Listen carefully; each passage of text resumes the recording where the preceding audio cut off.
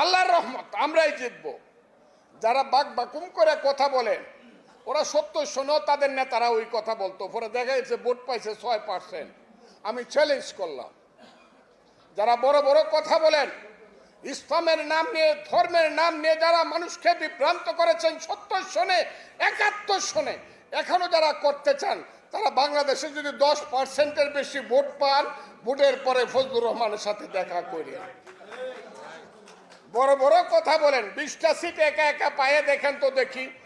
3বার একা ইলেকশন করছেন, একবার একটা, একবার 3টা। এই তো শক্তি।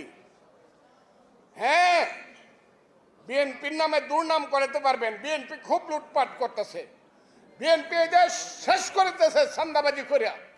বিএনপির কর্মীরা খুব খারাপ বলে বলে সারা দিন ইউটিউবে মানুষকে বিভ্রান্ত করতেছেন।